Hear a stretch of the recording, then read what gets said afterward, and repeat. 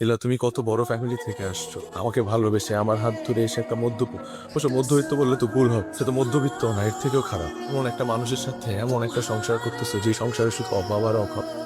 সুমন, অভাব ক্ষণস্থায়ী, আজ আছে কাল দেখবে থাকবে না। আর আমাদের ভাগ্যে যা আছে তা তো হবে, আমরা চাইলেও তো পরিবর্তন করতে পারবো না। তোমার একটা চাকরি যখন হয়ে যাবে দেখবার সব ঠিক হয়ে যাবে, আর তখন কিন্তু আমার অনেক কিছু লাগবে, না করতে পারবে না। এমন একটা মানুষকে তুমি বিয়ে করছো, এমন একটা অপদার্থ স্বামী পাইছো, তুমি একটা ব্যর্থ স্বামী পাইছো যে তোমাকে বড় কোনো স্বপ্ন দেখাইতে পারে না। হ্যাঁ রে কপা, আমার স্বপ্ন আমি লিখবো, তোমার এত ভাবতে হবে না।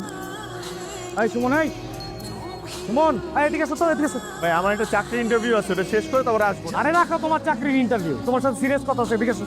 ভিতরে ঢোকো। বলেন। তুমি এটা কোনো কাজ করলা ভাই?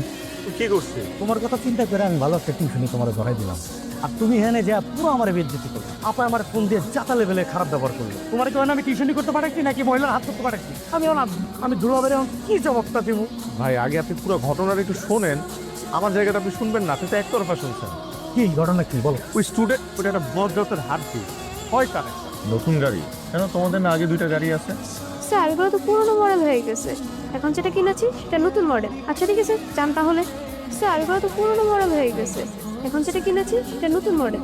কি ব্যাপার, তুমি আমার হাত ধরতেছো না কেন? ঠিক আছে, আমি তোমার হাত ধরতেছি। লও। আচ্ছা তুই ছেলের মুখে গল্প শুনতে শুনতে আমি একটা ইলিউশনের মধ্যে ঢুকে গেছি। বুঝলাম, মহিলার হাত ধরার পরে যে বদনাম তুমি কামাইছো, এরপর থেকে আর জীবনে তুমি টিউশনি পাইবা না। ভাই এই কথা বললেন না ভাই, আপনি আমার আরেকটা টিউশনে খুঁজে দেন। এখন যে চাকরি ইন্টারভিউ দিতে যেতেছি, মনে হয় না এই চাকরিটাও আমার হবে।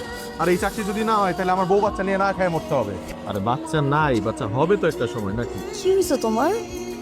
ঘুমাইতেছো না কেন? কোনো কিছু নিয়ে টেনশন করতেছো? না টেনশন না, ভাবতেছি কি ভাবতেছো আবার? ভাবতেছি আমাদের যদি জীবনে অভাব না থাকতো তাহলে আমরা অনেক সুখে থাকতাম না? কে বলছে অভাব না থাকলে মানুষ সুখে থাকে? আমি তো ভালোই আছি। এই যে দুইজন একসাথে শুয়ে আছি, সুস্থ আছি, এর থেকে সুখের আর কি হতে পারে বলো? শোনো, সুখ অন্য জিনিস। আমার কাছে কি মনে হয় জানো? সুখ হচ্ছে পারিবারিক বন্ধন, ছোট ছোট যত্নে তৈরি হয় সুখ। ঘুমাও। তুমিও ঘুমাও। তো একটু নিয়ে আসার কোনো দরকার ছিল না ভাইয়া।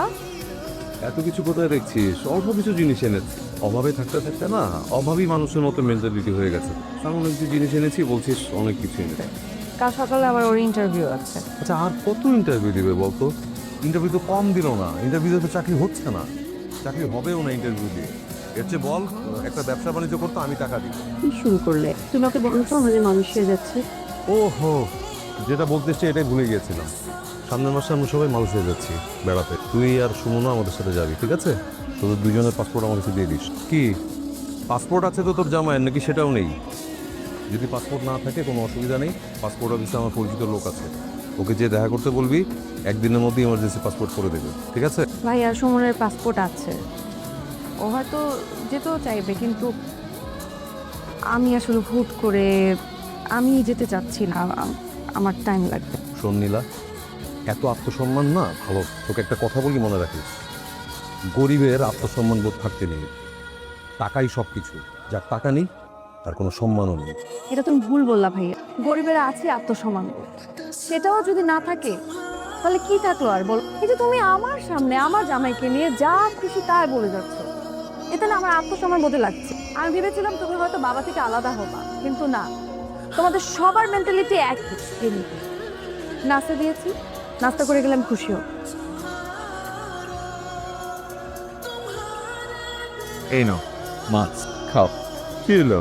খাও। ও ঠিক আছে, তোমার ওইটা আমি নেই। খাও না, মজা না? ভালো লাগতেছে? ভালো লাগতেছে না, মোটেও ভালো লাগতেছে না। আগে তুমি আমাকে দামি গাড়িতে করে কি সুন্দর করে মাওতে ঘুরতে নিয়ে যাইতা, দামি দামি রেস্টুরেন্টে নিয়ে যেতা, 5 স্টার বসায় খাওয়াই। তার এখন একটা গলির মধ্যে দিয়ে তুমি আমাকে নিয়ে আসছো, এরকম একটা সস্তা পচা হোটেলের মধ্যে তুমি আমাকে এরকম কি ভাতটা খাওয়াচ্ছ, এগুলো এগুলো ভালো লাগে? মোটেও ভালো লাগে না, আমার ভালো লাগতেছে না। এই হোটেলের খাবার তো খুব মজা, আমার স্টুডেন্ট আমাকে রিভিউ দিছে, খেয়ে দেখো না, ভালো লাগবে। যদি মজা লেগে থাকে তোমার লাগতে পারে, আমার মোটেও মজা লাগতেছে না। এই খাবার আমি খেতে পারবো না। এ না টিউশনি করানো যাবে না। আরে অনেক কিছু তুমি পড়াইছি, অগল্প শুনে তুমি কি করবা? গল্প না শুনে তো আমি থাকতে পারি না। গল্প শোনা তো আমার একটা নেশার মতো হয়ে গেছে, খুবই বাজে নেশা। আমার গল্প শুনতে ইচ্ছা করে, সুখের গল্প। তুমি গেছো পড়াইতে, তুমি সুখের গল্প শুনে কি করবা? তোমার দিয়ে টিউশন হবো না, তুমি অন্য জব খুঁজো। তাহলে আপনি আমার গল্প শোনার কোনো জব খুঁজে দেন না। ভয় কি? তোমার কি মাথা খারাপ? পৃথিবীতে গল্প শোনার কোনো জব আছে? আছে, পৃথিবীতে সব ধরনের জব আছে, শুধু খুঁজা দিতে হবে। আপনি আমার খুঁজা দেন প্লিজ। স্যার মিয়া, এই ধরনের জবের সন্ধান আমার কাছে না।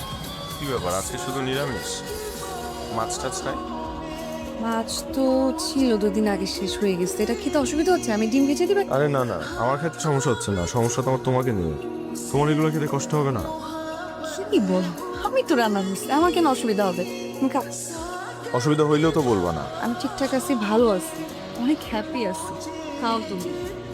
কি ভালো আছো তুমি? এখন যাই ভালো আছো তার থেকে 1000 গুণ বেশি ভালো ছিল তোমার বাবার বাড়িতে। দেখো শোনো না, আমি আগে কি ছিলাম, কি করতাম, সেগুলো ভেবে না কোনো লাভ নেই। এখন বর্তমানে আমি কেমন আছি সেটা হচ্ছে আসল কথা। এই যে বর্তমানে আমরা দুজনে স্ট্রাগল করে সংসার গোছাচ্ছি, এটা আমার ভালো লাগছে। বিশ্বাস করে আমি অনেক হ্যাপি আছি এটাতে। তুমি কোনোদিন তাদের কথা আমাকে বলবা না, জিজ্ঞেসও করবা না। তোর মনে নেই বাবা তোমার সাথে কি করেছিল? জানা নাই শোনা নাই, হুট করে একটা ছেলেকে ধরে নিয়ে এসে বলছে বিয়ে করছি, আর আমি মেনে নেবো? হুট করে না বাবা, আমি তোকে অনেকদিন যাবত চিনি, আর আমরা একজন আরেকজনকে অনেক ভালোবাসি। এই যে, আমার মেয়েকে তো ভালোবাসার ফাঁদে ভালোই ফাঁসি। কি যোগ্যতা আছে তোমার আমার মেয়েকে বিয়ে করার? বাবা ওর সব যোগ্যতা আছে, ও গ্র্যাজুয়েশন কমপ্লিট করেছে, ওর বাবা গ্রামের মাস্টার, সবাই ওনাকে অনেক রেসপেক্ট করে, আর ওর ভদ্র একটা ছেলে। আর কি লাগে বাবা? গ্র্যাজুয়েট, এরকম গ্র্যাজুয়েট ছেলে ফুটপাতেও পাওয়া যায়। তোমাকে সুখে রাখার জন্য ওর কাছে কত টাকা আছে? বাবা আমি কিসে সুখী হই তুমি কি কখনো আমাকে জিজ্ঞেস করেছো? হ্যাঁ, ভালো থাকার জন্য টাকার প্রয়োজন, কিন্তু সেটা কত টাকা? অনেক টাকা? অনেক টাকা না। হ্যাঁ, আমরা বিলাসিতা করে শো অফ করে অনেক টাকা নষ্ট করি আর মনে করি এটাই আমাদের সব সুখ, কিন্তু এটা মেইন সুখ না বাবা। সুখ হচ্ছে ভালো থাকার মধ্যে, আর আমার বিশ্বাস সুমন আমাকে ভালো রাখবে। এখন এই সব কিছু জানার পরেও যদি তোমার মনে হয় যে তুমি আমাদেরকে অ্যাকসেপ্ট করবে না, তাহলে আমি সুমনের হাত ধরে বাড়ি ছেড়ে এখন চলে যাচ্ছি। এক ফকির মেয়েকে ভালোবেসে এই বাসার দিকে চলে গিয়েছে। আমি কিন্তু ফেরাই, তোমাকেও ফেরাবো। বাবা ভাইয়া যেমন তোমার সন্তান, আমিও কিন্তু তোমার সন্তান। তোমার যতটা জেদ আছে আমার কিন্তু সে অনুযায়ী কম নেই। আমার কাছে না ভালোবাসা অনেক বেশি important। এই টাকা পয়সা আমার কিছু দরকার নেই। তোমার যোগ্যতা থাকা সত্ত্বেও টাকা কম ছিল বলে বাবা তোমাকে মেনে নিল না। তার উপর তোমাকে অপমান করেছে, আমার ভালোবাসাকে অপমান করেছে। যে বাসায় আমার ভালোবাসার কোনো মূল্যায়ন নেই, সে বাসায় আমি কোনো কথাই বলতে চাই না। প্লিজ তাদের কথা আমাকে জিজ্ঞেসই করো না কোনোদিন, মেজাজ খারাপ লাগে। আজ আমি একা, টাকায় যে সুখ আসে না তা আমি বুঝতে পারছি। আমার মতো অসুখী মানুষ এই পৃথিবীতে আর একটা আছে কিনা আমার জানা নেই। মন খারাপ ছিল মানে? কি নিয়ে এত চিন্তা করো তুমি বলো তো? ভাবতেছিলাম টাকা পয়সা থাকলে যদি মানুষ সুখী না হয় তাহলে মানুষ সুখী হয় কিসে? সফলতায়।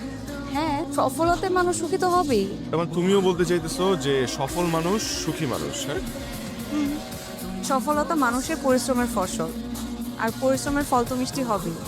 আরে ভাই, সংসারে কি আর সুখী হন যায়? ভাই আমি শুধু চাইছিলাম আমার বউরে সুখী রাখতে। এখন সুখী কিভাবে হওয়া যায় সেই গল্পই তো আমি জানতে চাই। তো কিছু পাইলা? একটাও পারি নাই, কারণ আমি তো সুখী মানুষই খুঁজে পাই না। দুনিয়ায় এত এত মানুষ, কত মানুষের কাছে গেছি, কত মানুষকে অবজার্ভ করছি, কিন্তু না, আমি সুখী মানুষ পাই না। সবাই অসুখী।